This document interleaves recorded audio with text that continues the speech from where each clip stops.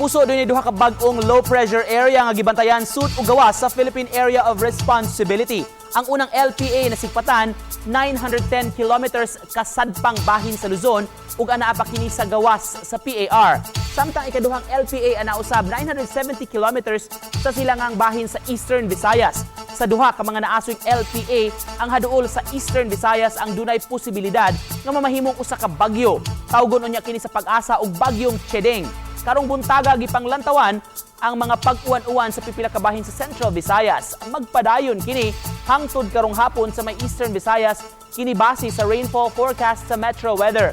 Posible nga masinati ang kusog nga bunok sa uwan sa pipila ka bahin sa Kabisayan busa kanunay kapuso nga mag-alerto sa mga hulga sa pagbaha ingon man pagdahili sa yuta.